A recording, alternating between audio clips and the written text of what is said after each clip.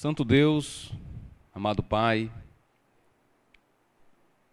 somos gratos, Senhor, por nos trazer aqui essa noite para ler Tua Palavra, para cantar louvores ao Teu nome, exaltar o Teu ser, reconhecer a glória da Tua santidade, amor e justiça, todos os Teus atributos maravilhosos, grandiosos.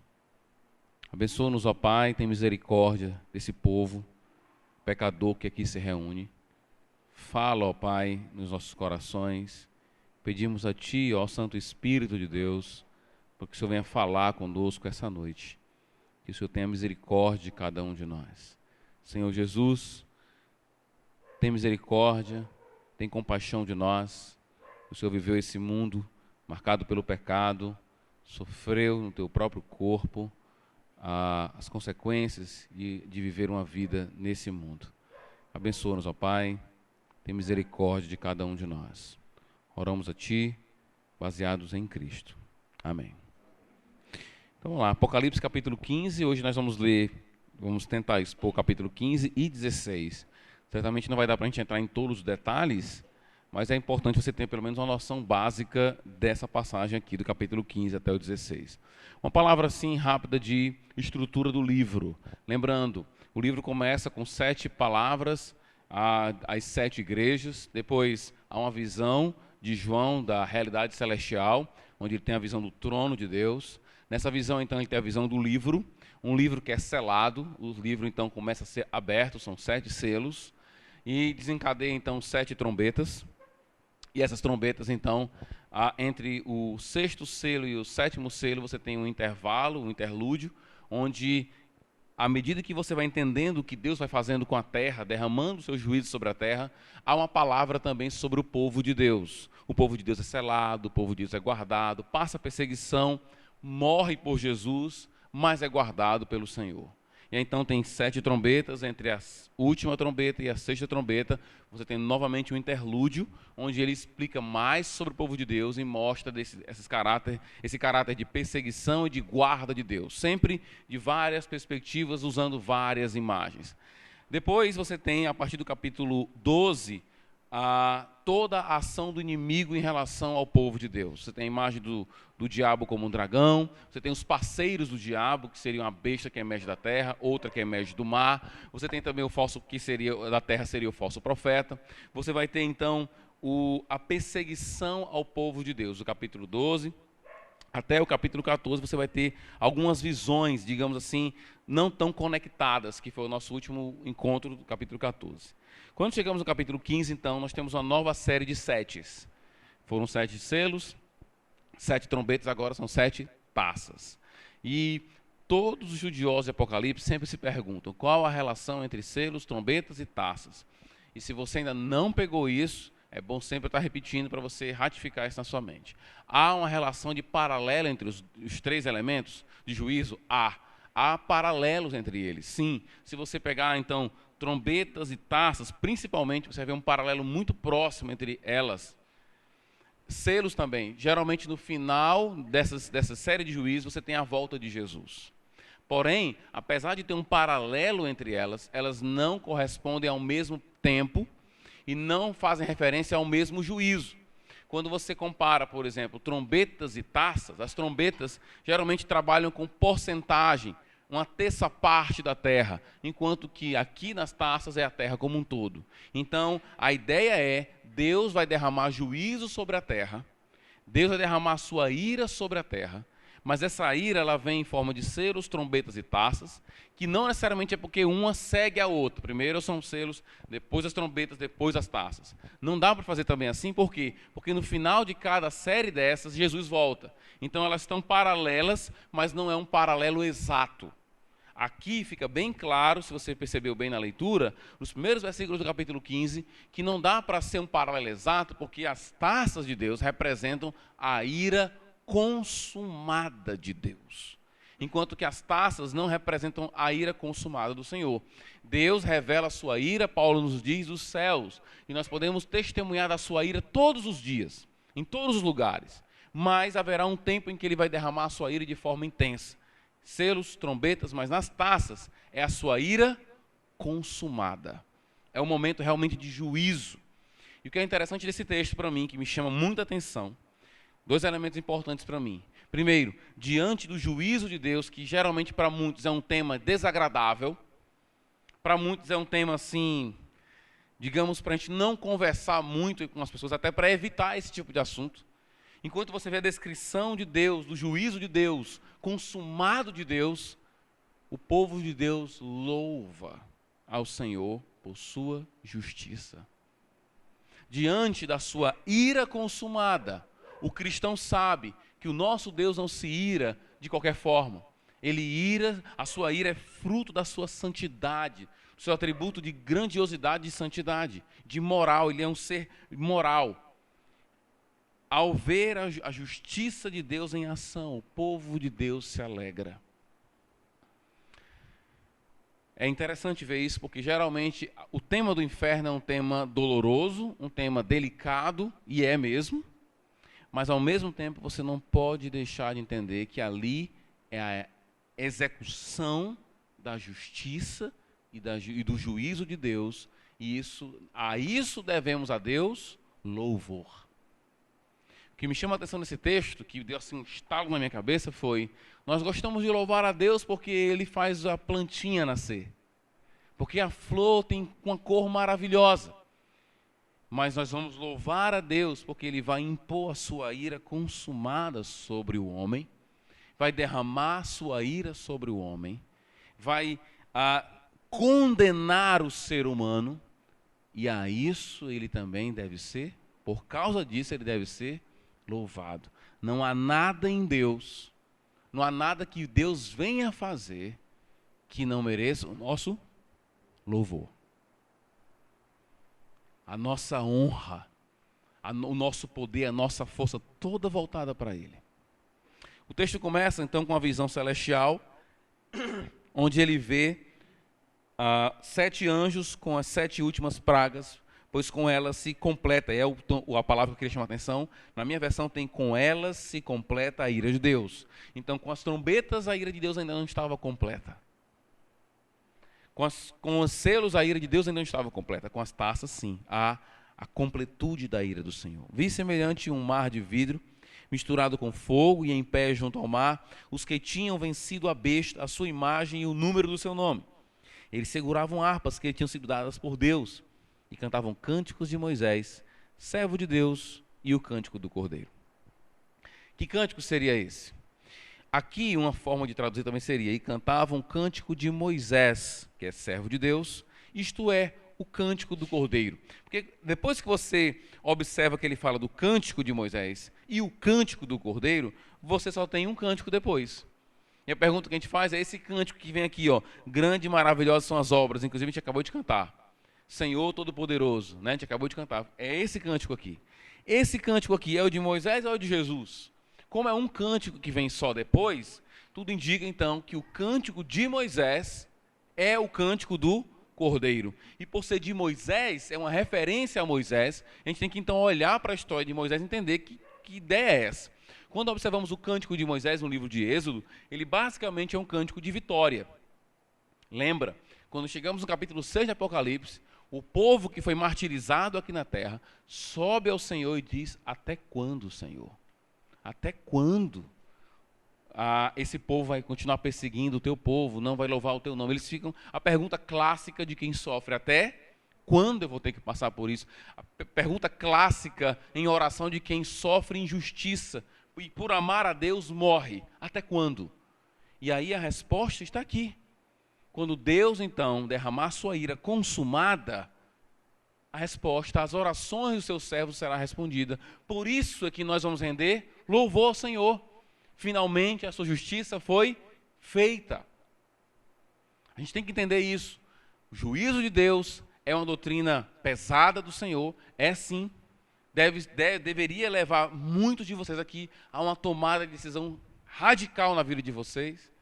Mas aqueles que se entregaram a Cristo, entendem o Evangelho, é a justiça do Senhor e é merecedor de todo louvor. Como é que é esse louvor? Ele vai dizer: grandes e maravilhosas são as tuas obras, Senhor Deus Todo-Poderoso. Justos e verdadeiros são os teus caminhos, ó Rei das nações. Quem não te temerá, ó Senhor? Quem não glorificará o teu nome?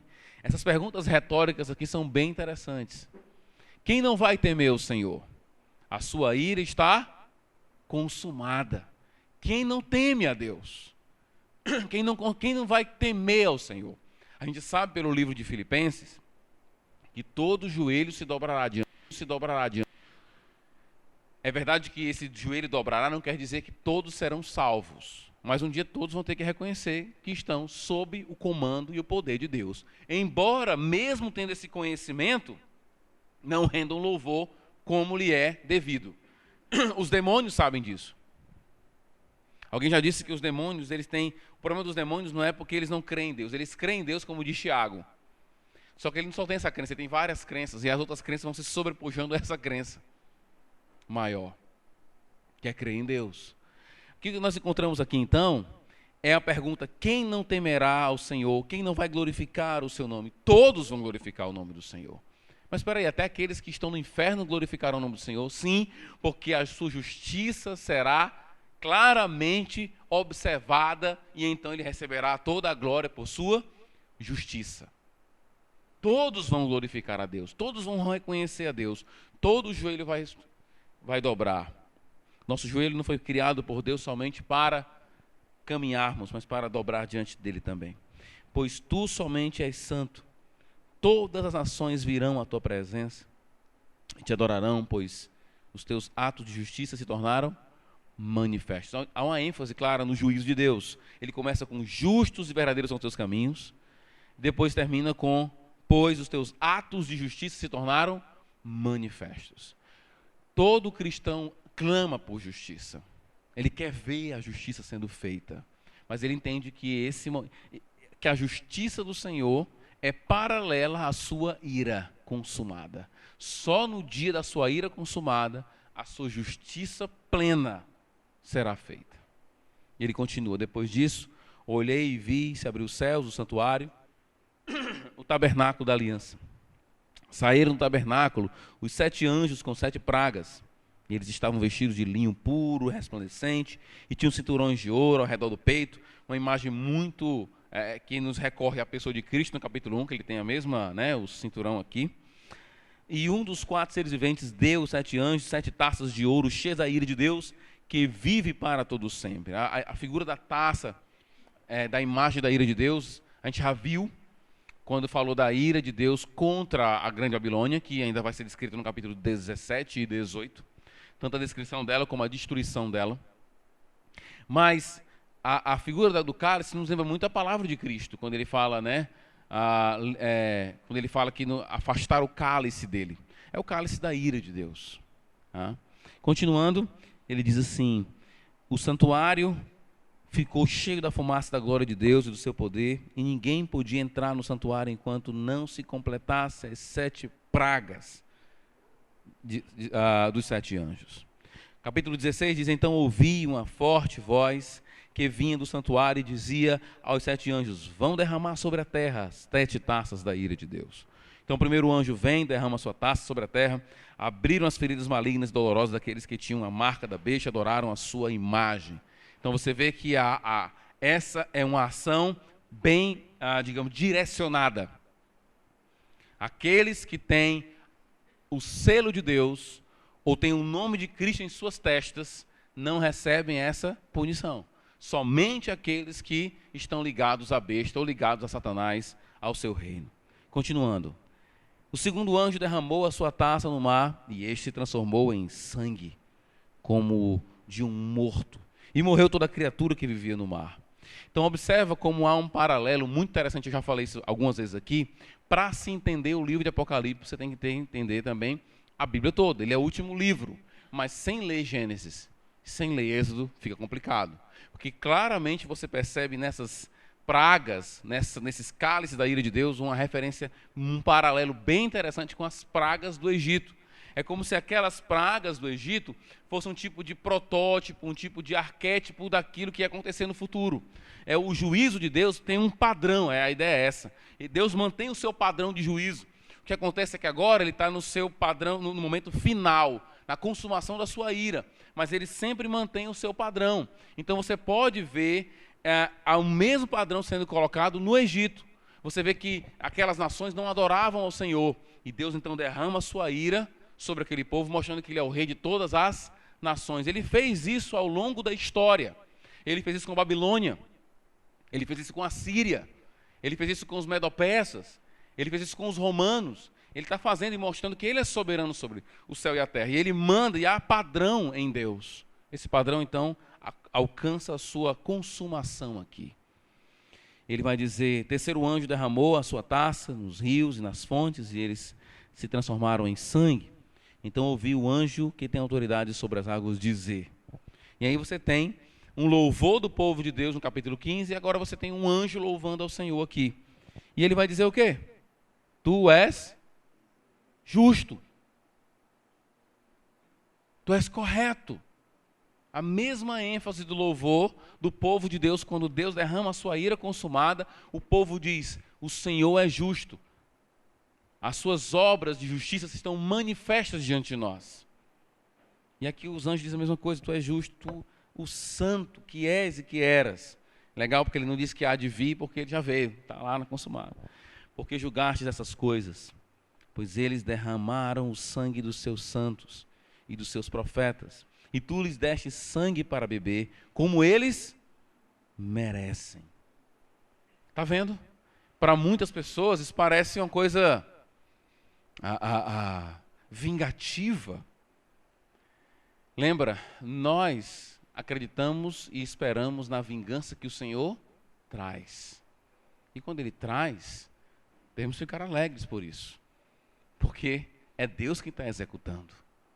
Tudo que Deus faz é correto, justo, bom, santo e deve ser, então, louvado. Louvado. Louvar ao Senhor por seus atos de justiça, por sua justiça grandiosa. Às vezes eu olho algumas pessoas dizendo, como eu tenho até comentado, acho que comentei na última pregação aqui, as pessoas olham: pastor, mas o mundo está que está, né? O negócio está complicado, está difícil demais. E algumas pessoas dizem assim: pastor, como é que vai ser a ira do Senhor? Já está sendo. Já é a ira de Deus. Já está vivendo a ira de Deus. Só que ela não está consumada ainda. E se é a ira dele, é porque as pessoas merecem isso. É por isso que eu digo, mérito é a palavra que nós temos que descartar completamente do nosso vocabulário. Porque o que nós merecemos é muito pior. Mas é muito pior. O que nós merecemos é a ira de Deus sobre nós. E que Cristo tomou essa ira sobre ele. Mas o que nós merecemos é a ira de Deus. O que nós merecemos é isso aqui, ó. E se ele fizesse isso conosco, ele ainda seria louvado por sua justiça. É isso que nós merecemos, irmãos. Por isso que dá para a gente louvar o Senhor quando Ele age com ira, porque nós sabemos que isso não é arbitrário de Deus. É extremamente virtuoso. Ouvi do altar responder: sim, Senhor. Sim, Senhor Deus Todo-Poderoso, verdadeiros e justos são os teus juízos. 8º versículo. O 4º anjo derramou a sua taça no sol e foi dado poder para queimar os homens com fogo. Então você vê que as ações de Deus são na criação dele. Ele vai acabando com a sua criação. Ele vai trazendo dores aos seres humanos. Versículo 10, vamos pular. O 5º anjo derramou a sua taça sobre o trono da besta, cujo reino ficou em trevas. De tanta agonia, os homens mordiam a própria língua. Claramente isso é uma figura para a gente ter uma noção, o autor está chamando a gente para, imagina aí uma dor tão grande, que o cara tem que fazer isso aqui, ó. Blasfemaram contra Deus dos céus por causa das suas dores e das suas feridas, contudo recusaram-se a arrepender-se das obras que haviam praticado. Lembra? Quando a gente estava lendo as trombetas, a ideia é essa: Deus agindo, Ele age com morte, mas algumas pessoas Ele traz somente um tormento. E a nota do autor lá é: eles mesmo assim ainda não se arrependeram. Mesmo assim eles não reconheceram. O que esse texto está dizendo para a gente? O que esse texto está dizendo para a gente é que, ao testemunhar a justiça de Deus, a ira de Deus, a resposta exata que deveríamos ter, não é de ficar reclamando do Senhor, é de encontrar em nós a explicação daquela ira e dizer: sabe de uma coisa? O erro está em mim. O cristão, quando ele olha para o mundo, ele não diz assim, rapaz, você vê olha o que o homem está fazendo com as coisas do Senhor. Olha o que esse pessoal está fazendo contigo, Senhor. Olha o que o povo está fazendo com a tua criação. O ser humano, o cristão, na verdade, ele diz, olha o que eu estou fazendo. Olha o que eu faço. Olha o que porque nós devemos nos entender como participantes de uma raça. Não como seres isolados, que nasceram um isolado do outro. Nós somos uma raça. O texto deixa bem claro aqui que essas pessoas blasfemaram do Senhor. Ao testemunhar a ira de Deus, da forma mais violenta que você possa ter testemunhado, você tem que entender que a reação correta é arrepender-se. E só se arrepende quem se reconhece errado. Enquanto você tiver a sua carga de desculpas esfarrapadas, sempre para dar e para explicar os seus atos, você nunca vai ter o benefício do dom que é o arrependimento. Lembra que em uma das cartas de Apocalipse, Deus diz assim para uma mulher que era profetisa na igreja, uma falsa profetisa que era chamada de Jezabel, ela é dito que ela não vai mais ter chance. Porque o arrependimento é um dom. Enquanto você está aqui nessa sala hoje, há tempo para você se arrepender dos seus pecados, para que a ira do Senhor não caia sobre você, mas sobre o próprio Senhor Jesus Cristo, como já caiu. E você tome benefício disso. Mas a reação, o que a gente percebe aqui, lendo Apocalipse, é o homem não quer e não reconhece quem Deus é Deus. Ele não se arrepende, ele se recusa, ele blasfema. E quantas pessoas optam pelo ateísmo por essa mesma razão? Um senso de justiça errado, equivocado de si mesmo.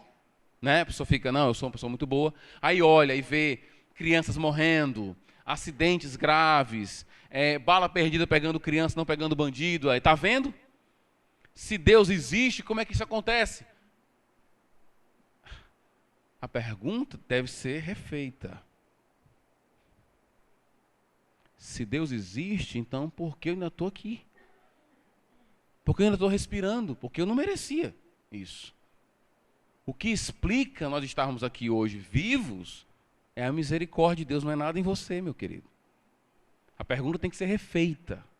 Aqueles que apontam o dedo para Deus dizendo que não concordam com que Deus faz assim, faz assado, é porque eles têm um conceito elevado do ser humano. E Paulo vai dizer para a gente, não deixem ser amoldados pela mentalidade desse mundo, desse século. Antes, pelo contrário, transformem a mente de vocês. E ele continua no versículo 3, não tenham um pensamento elevado sobre vocês mesmos.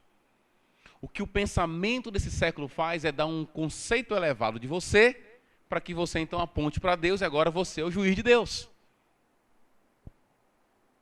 Aqui Deus é louvado por ele punir as pessoas. Continuando. E só um detalhe. Na nossa cultura, punir alguém é sempre ruim, sempre negativo. Aqui, Deus pune e é louvado por isso. Continuando. O sexto anjo derramou sua taça sobre o grande rio Eufrates e secaram-se as suas águas para que fosse preparado o caminho para os reis que vêm do Oriente. Então vi saírem da boca... versículo 12 ainda, voltando. E a questão do rio Eufrates, irmãos. Aqui uma palavrinha de mais cuidado com vocês. O que é o rio Eufrates? O rio Eufrates era uma barreira, digamos assim, natural para a entrada das pessoas em Israel. A gente já tem visto, aqui na nossa leitura de Apocalipse, que o autor geralmente usa Israel como modelo da totalidade. Então ele fala do sangue que derramou durante um espaço de tantos estádios, 1.600 estádios, que é equivalente a 300 quilômetros. Ele está tomando o quê? Israel como padrão da totalidade. Então observa como, em Apocalipse, Israel, o estado de Israel, o lugar de Israel lá, a geografia de Israel é tomada como se ela fosse um padrão da humanidade. A ideia é de que o sangue está sobre tudo. Aí ele usa o padrão de quê? De Israel. Aqui ele está usando Eufrates. E eu não me vejo obrigado a acreditar que aqui é a seca literal do rio Eufrates, mas o rio Eufrates era o caminho que era evitado por muitas tropas para invadir Israel. Eles subiam e vinham do norte. Geralmente os inimigos de Israel vêm do norte, porque eles não passavam o rio Eufrates, eles subiam e desciam, vinham do norte para o sul. A ideia de secar o rio Eufrates é, agora, meu amigo, a turma vem de tudo que é lado, vem até do lado do Oriente também, vai vir de todos os lados, porque o rio Eufrates está seco. A ideia é de que não há mais barreira nenhuma. A ira do Senhor está consumada. E aqui eu não devo tomar Israel como somente Israel e o rio Eufrates somente como o rio Eufrates. Quando a gente fala de Armagedon, por exemplo, que faz referência ao Megido, você não pode imaginar uma guerra mundial, todas as tropas do mundo no Megido, que é desse tamanho. Nós estamos trabalhando, estamos vendo um mundo que tem míssil. Está entendendo? Que tem... Você não pode achar que a guerra mundial vai ser ali, naquele lugar. É um símbolo da ação grandiosa de Deus. Ou seja, não vai ter mais limites para a ação do inimigo. Versículo 13. Então vi saírem da boca do dragão, da boca da besta, da boca do falso profeta, 3 espíritos imundos semelhantes a rãs. É muito interessante porque aqui, percebe que sai do dragão, sai da besta. Se ele está seguindo a sequência certa do próprio livro dele, e eu acho que é isso que ele está fazendo, aqui ele chama a segunda besta de quê? Falso profeta. Primeiro é o dragão, depois é a besta, porque é a besta que emerge do mar, e aí a segunda besta é chamada aqui de falso profeta. O que sai da boca dessas pessoas? Espíritos imundos, que é uma expressão muito clara, principalmente no Evangelho de Lucas, para espíritos demoníacos, anjos demoníacos, semelhantes a rãs. São espíritos de demônios que realizam sinais miraculosos. Eles vão aos reis de todo o mundo a fim de reuni-los para a batalha do grande dia do Deus Todo-Poderoso. A imagem aqui é mostrar para você que o discurso desses caras é demoníaco. Eles fazem sinais aqui, diz, capítulo 13 também diz isso. Eles fazem sinais, mas observem que o discurso deles é um discurso demoníaco. Rã é um animal que é colocado na cultura judaica e no livro de Levítico claramente como um animal imundo. A ideia de algo sujo. Eles fazem sinais, mas observa bem o que eles estão falando. Vê o discurso deles, que você vai encontrar lá claramente sinais demoníacos. Ele continua dizendo: eis que venho como um ladrão. Feliz aquele que permanece vigilante e conserva consigo as suas vestes, para que não ande nu e não seja vista a sua vergonha. Irmãos, aqui é como se fosse um parêntese, uma parada em que Cristo entra e diz: olha, eu venho como um ladrão. Fica ligado. Você acabou de ouvir de que a minha ira será um dia consumada. Fica ligado, eu vou vir como um ladrão. E a gente sabe que vir como ladrão significa vir de uma forma em que muitos não esperam. Mas nós esperamos. A nossa vida é marcada pela vigilância. O ladrão só pega quem não vigia. Quem vigia, o ladrão nunca pega. O ladrão trabalha em cima daqueles que não vigiam. Essa é a ideia. Então, diante dessa verdade escatológica da ira consumada de Deus, vem uma nota: acorda. E ele vai falar essa frase aqui do versículo 15, alguns tomam de forma literal. Isso é um dos erros grandes em ler Apocalipse, é tomar tudo de forma literal. Aí você vê aqui ele dizendo: feliz aqueles que permanecem vigilantes e conservam consigo as suas vestes, para que não ande nu e não seja vista a sua vergonha. Ora, e muitas pessoas então não querem nem tirar a roupa na hora de tomar banho, porque Jesus pode vir. Não é sério. Tem gente que é assim. Não, eu tomo banho de roupa porque Jesus pode vir, e aí ele vai ver minhas vergonhas. E aí, se eu estiver nu na hora que Cristo vier, eu não vou subir.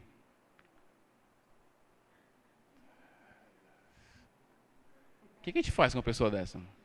A gente prega o evangelho para ela. A gente fala de Jesus para ela. Porque a pessoa acreditar que a sua salvação depende de estar vestida ou não, ela não entende nada de Jesus. Ela não sabe nem quem é Jesus. Ela só tem escutado discurso de espírito de rã. Porque ele não tem noção disso. Claramente isso é uma figura. vocês encontram no capítulo 3 também, no versículo 18, a ideia da nudez, e na Bíblia a nudez nunca é vista como algo positivo. A ideia de manter-se vestido, puro. Lá no capítulo 3, pessoas receberão vestes brancas. Essa é a ideia. Estar nu diante do Senhor e não estar vestido. Essa é a ideia. Não estar preparado diante do Senhor. Santidade, em roupa limpa. Aí a pessoa fica achando que, estando vestido ou não, isso vai determinar a sua vida. Jesus está dizendo, olha, fica ligado. Se veste aí, porque se estiver nu não dá para mim. É simplesmente absurdo. Novamente, a ideia é, entenda Apocalipse dentro do seu gênero literário, ou seja, é literatura apocalíptica simbólica, na sua grande maioria de declarações. Continuando. Então, os 3 espíritos se reuniram no lugar em que hebraico é chamado de Armagedon. Armagedon também faz referência a Megido. Megido é um lugar onde grandes batalhas foram realizadas. Débora e Baraque contra os cananeus foi no Megido, anotei aqui. Gideão e os midianitas foi no Megido. Saul e os filisteus no Megido. Josias morreu na batalha no Megido. Então a ideia aqui para mim é uma referência a esse período de opressão em que o povo vive. Geralmente no Megido essa ideia de uma opressão, mas que Deus vem e traz um grande livramento. Essa é a ideia, essa é uma figura. Eu não diria que vai ser no Megido. Versículo 17. O 7º anjo derramou a sua taça no ar, e do santuário saiu uma forte voz que vinha do trono dizendo, está feito. Houve então relâmpagos, vozes, trovões, um forte terremoto. Nunca havia ocorrido um terremoto tão forte como desde que o homem existe sobre a terra. Você imaginou? Eu me lembro, quando era pequeno, eu me lembro da década de 80, um terremoto no México. Eu me lembro que todo dia era reportagem sobre o México, a coisa acabou com tudo. O Haiti, eu acho que foi o Haiti há pouco tempo, né? Aquilo não chega perto do que vai acontecer. Ele continua. Versículo 19 ainda. A grande cidade foi dividida em 3 partes, e as cidades das nações se desmoronaram. Deus lembrou-se da grande Babilônia, lhe deu um cálice de vinho do furor da sua ira. Todas as ilhas fugiram, as montanhas desapareceram. Caíram sobre os homens vindas do céu, enormes pedras de granizo, cerca de 35 quilos cada. Qual foi a reação deles? Eles blasfemaram contra Deus por causa do granizo, pois a praga fora terrível. Quando Deus age, então, aqueles que não estão compromissados com o Senhor não se arrependem, muito pelo contrário, blasfemam do seu nome. E aí, às vezes, eu fico vendo alguns crentes querendo defender Deus do que Deus tem feito de certo. Se não sabe o que é, porque Deus, aí fica dando explicação. Na hora em que eu começo a justificar o que Deus faz para alguém, eu estou dizendo o quê para essa pessoa? Que ela é o padrão da minha vida, e agora eu vou ter que dar explicação para ela de por que Deus agiu assim. Deus age o que Ele quiser. E toda a ação dele é digna de glória, digna de louvor. Eu não tenho que ficar dizendo para a pessoa, mas como é que pode Deus ter feito isso? E quem é você para dizer alguma coisa? Se você começar a querer colocar Deus no banco dos réus e querer ser o advogado de Deus, esse não é o Deus da Bíblia. Deus não precisa da nossa defesa. Se liga nisso. Deus não precisa da sua defesa. Ele não vai deixar de ser Deus por causa disso. Agora, na hora que você começa a defender Deus, não, porque ele fez assim, por causa daquilo outro, querendo saciar o senso deturpado de justiça daquele que está acusando Deus agora, está colocando Deus dentro dos padrões daquela pessoa. Aquela pessoa que tem que mudar. Não é Deus que tem que mudar. Algumas aplicações para a gente. Primeira aplicação, irmãos. O povo de Deus deve valorizar o que é justo, o que é correto. Devemos valorizar a justiça. Dentro da nossa casa, não importa se foi o seu primo, o seu tio, a sua mãe, a sua irmã. Está errado? Está errado. Geralmente, em conversa de família, sempre os da família são preservados. Nós, como crentes, devemos amar a justiça. Está errado? Está errado. Lá em casa, às vezes, eu sou visto como o do contra. Mas não sou do contra, sou da justiça. Porque fica, porque não sei o que, não sei o que. Pois é igual daqui, ó. Eu aponto para da família. Tá vendo? Aqui na nossa família, aqui, ó. Aí fala, não, porque o governo, porque a corrupção. Pois é, na nossa família também tem. Sabe quem é fulano e tal? Pois é. A gente tem que amar a justiça, o que é correto. Somos o povo que tem fome e sede de justiça de Jesus Cristo. Uma das marcas do ímpio, qual é uma das marcas do ímpio? É dizer aquilo que é bom, chamar de mal, e aquilo que é mal, chamar de bom. Às vezes eu repreendo meu filho, quando ele fala, porque estudar, aí começa a falar mal de estudar. Peraí, você está chamando aquilo que é bom de mal? Você não pode chamar o que é bom de mal. Nós devemos amar a justiça. O que é bom tem que ser elogiado como bom. Estudar é bom. Se você não gosta, o problema é seu. Mas que estudar é bom, é bom. É devido a nós. Não é opção. É a cada um de nós. Deus nos convida não somente a ter uma vida moral correta, mas Ele também nos chama a ter uma vida mental correta. Pensar. O problema é que nós somos preguiçosos muitas vezes mentalmente. O povo de Deus deve valorizar as coisas corretas, a justiça. Quando Deus derramar a sua ira de forma consumada, nós vamos louvar ao Senhor por sua justiça, porque nós já fazemos isso agora. Não precisamos esperar Ele consumar a sua ira para a gente louvar Ele por sua justiça. Não. Devemos valorizar as coisas corretas. Valorizar e desprezar as coisas erradas. Entre nós, aqui da igreja, nós geralmente criticamos muito os brasileiros, porque o brasileiro faz isso, o brasileiro faz aquilo outro. Mas, vez por outra, você vê furos no discurso de cada um de nós aqui. Vez em quando, você vê discursos de vantagem, de tirar vantagem das coisas. Isso não é justo. Não chame aquilo que é bom de mal. Não chame o mal de algo bom. Isso é coisa de ímpio. Nós amamos a justiça de Deus. Nós amamos o que é certo, o que é correto. Nós, como cristãos, não nos sentimos bem ao testemunhar coisas erradas e injustas. Nós não rimos da injustiça. Nós clamamos por vingança. Segunda aplicação. Deus não tem que dar explicações dos seus atos de justiça. Já falei um pouquinho agora há pouco sobre isso. Muito pelo contrário, nós que amamos a justiça, queremos vê-la, os seus atos de justiça sendo manifestos. Tem gente que não entende isso. Quando Osama Bin Laden morreu, a gente tem que ter duas reações. Eu falei hoje que o cristão ele é meio paradoxal, quase contraditório. Duas reações, feliz e triste. A gente fica feliz por quê? Porque a justiça foi feita. Ele era um homem que estava disposto a matar muitas pessoas por uma causa idiota. Morreu? Que bom. Já foi tarde. Porém, há um nível de tristeza no sentido de que ele é um ser humano. Ele é criatura de Deus. Há um nível de tristeza nesse sentido.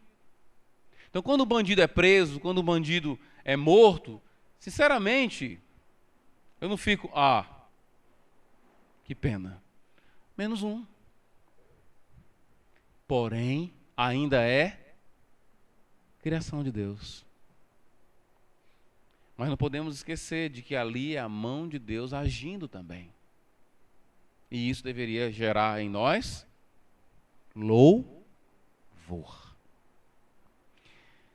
Terceira aplicação. Arrependimento é um dom e deve ser valorizado e exercido. Há um texto maravilhoso em Timóteo que diz que Deus nos doa arrependimento. Ele nos capacita a se arrepender. Deus nos dá esse dom de se arrepender, irmãos. Vamos utilizá-los constantemente. Vamos colocar diante do Senhor os nossos pecados. Dê nome aos seus pecados. Não diga assim, Senhor, perdoa os meus pecados no final do seu dia. Não diga isso. Diga, Senhor, perdoa porque usei de palavra indevida para com a minha esposa. Fui grosseiro com meu filho. Fui injusto com meu outro filho. Não fui amoroso com a minha igreja. Seja objetivo e dê nomes aos seus pecados. A Bíblia dá nome aos pecados. Ela não só chama de pecado. Ela tem nome. Prostituição, imoralidade, palavra torpe, tudo isso é nome de pecado. Aproveite-se do arrependimento, porque é um dom de Deus. Qual é a reação do povo diante da ira consumada de Deus? Não se arrependem e blasfemam a Deus. Nós, muito pelo contrário, devemos nos arrepender e louvar a Deus pelo seu perdão. Faz chover perdão e graça sobre mim, perdão e graça. Aí no final diz, se pedirmos, tu virá tua chuva. Chuva de quê? De perdão e graça. Virá. Arrependimento é um dom. Aproveite disso. Peça perdão às pessoas.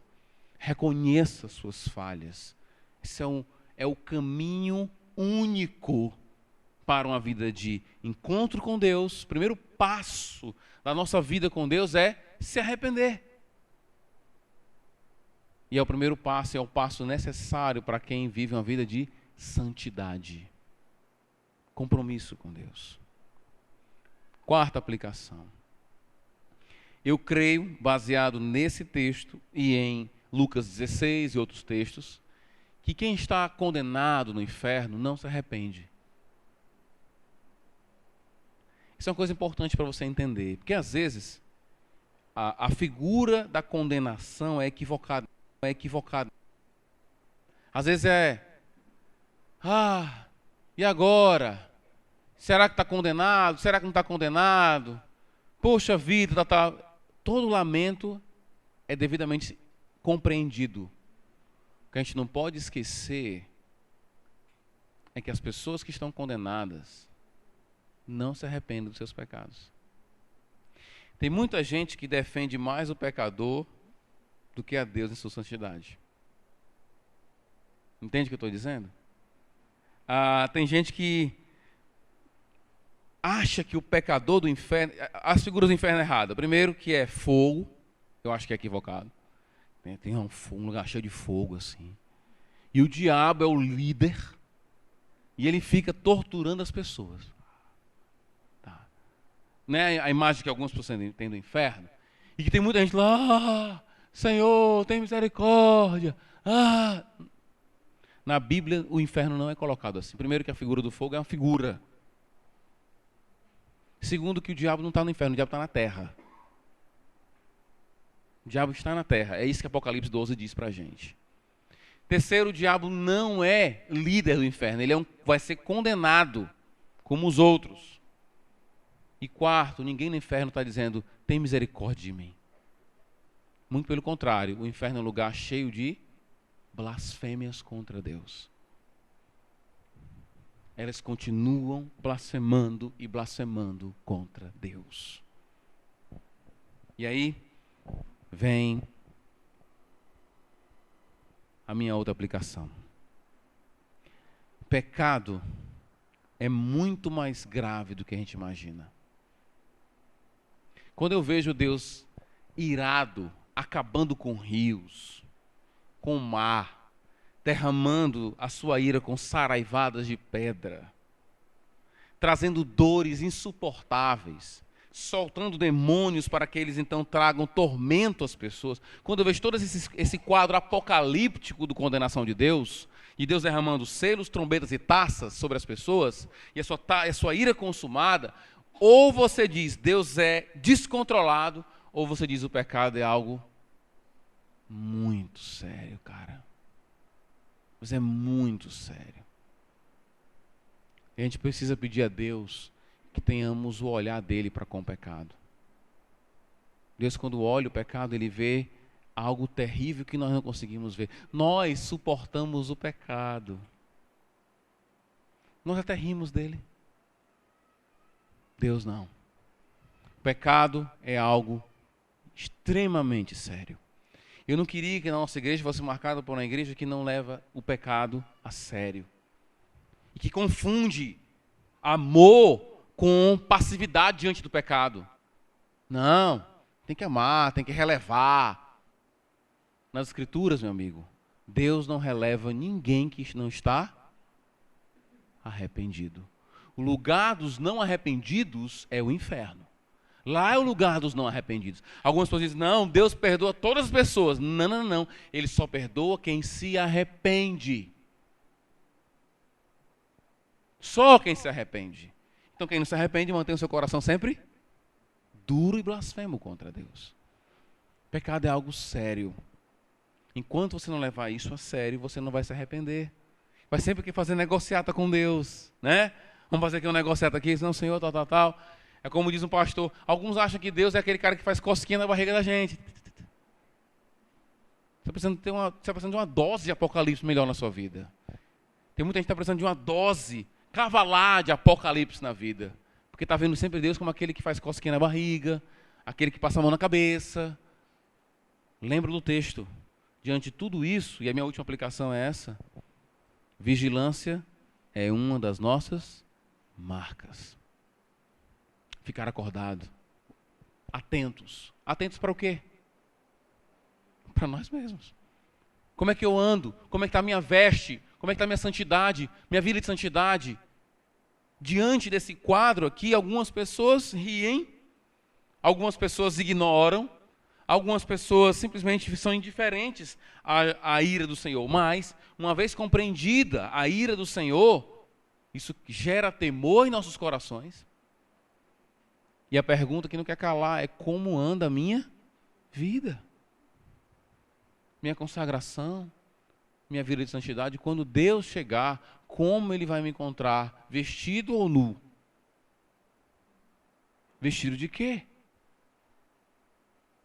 Uma vida marcada pela santidade deve ser a nossa vida, queridos. A gente aprendeu em outro momento em Apocalipse. Nós podemos ter uma vida de santidade porque queremos estar mais próximos de Deus. É uma perspectiva. Mas eu posso também querer uma vida de santidade porque eu temo a Deus. Uma coisa não nega a outra. Eu tenho tanto temor ao Senhor que eu procuro ter uma vida mais santa. Que Deus possa nos encher de temor no coração. Temor que não nos afasta dele. O temor bíblico nunca nos afasta do Senhor. Pelo contrário, só nos faz sentir a presença maior dele cada dia. Eu oro para que cada um de nós tenha um temor no coração da presença real de Deus. Mas que a presença real de Deus, Senhor, em nossas vidas não seja, nos afaste do Senhor, mas reconheçamos o seu amor também. Temer a Deus faz bem. Eu me lembro de uma aula que eu tive de didática do ensino superior, e a professora disse assim, olha, aquela musicazinha, cuidado, mãozinha no que pega, cuidado, olho. Aquela música é muito errada, porque gera um terror na mente da criança, a criança fica com medo de Deus. Aí tinha uma senhora de idade, disse assim, eu não vejo que esse nível de temor faça mal às crianças. Quem foi que disse que temor faz mal a alguém? Faz bem. Não ficou calado, a senhora mais velha, né? Mas ela estava certa. A professora não queria que ninguém temesse a Deus. O que Apocalipse está querendo gerar no nosso coração? Se ele é Apocalipse, olha aí, rapaz, vai morrer muita gente. Olha aí, o sangue vai escorrer, né? A pedra vai comer. Essa é a reação que Deus espera de nós? Ou que nós tenhamos um temor a Deus? Por isso que no meio de tudo isso, no meio dessa palavra de condenação, que alguns poderiam dizer, eu não estou aqui nessa parada aqui porque eu tenho o nome de Jesus na minha testa, pastor. Eu recebi a Cristo, é verdade, mas no meio disso ele diz, eis que ele virá como um ladrão. E ele está dizendo o que com isso? Se você não vigia, ele virá como um ladrão para você. Então acorda. Jesus voltará. Sua ira consumada chegará. Você já deve ter visto alguém irado, indignado com alguma coisa. E deve ter até ficado assustado com isso. Isso não é nada. Você não viu Deus ainda com a sua ira consumada. Onde as pedras clamam, onde tudo treme diante dele. que isso gere temor em seu coração. Jesus está voltando. Você está vestido com vestes brancas ou está nu? Como se vestir? A veste de graça. A entrada é de graça. Tudo é de graça. Mas você tem que reconhecer. Você tem que se arrepender dos seus pecados. Essa é a sala dos arrependidos. Aqueles que um dia reconheceram as suas falhas. Porque no inferno não há arrependimento. Só blasfêmia. Entre nós, aqui, no inferno, pecadores. Na sala aqui da Igreja Batista, pecadores. Arrependidos. Que amam o Senhor. Vamos orar. Santo Deus, obrigado pelo dom do arrependimento. É com esse dom que conseguimos contemplar a tua ira sem se revoltar contra ti. É sabendo quem somos e quão duro é o nosso coração, tendo essa consciência que contemplamos a tua ira sem revolta, sem blasfêmia, sem levantar a mão, a voz contra ti, porque sabemos que é isso que nós merecemos. Sabemos que merecemos a tua ira, mas o teu evangelho, o evangelho de Cristo, também nos revela o teu amor gracioso e justo na pessoa de Jesus. Obrigado, Senhor Deus. Leva-nos em paz para nossas casas. Ajuda-nos a eliminar da nossa mentalidade o secularismo que nos priva e nos deixa insensíveis com respeito aos teus juízos e à tua ira vindoura. Abençoa-nos, ó Pai. Ajuda-nos. Precisamos do Senhor. Precisamos de todos os dias, a cada momento. Em nome de Jesus. Amém.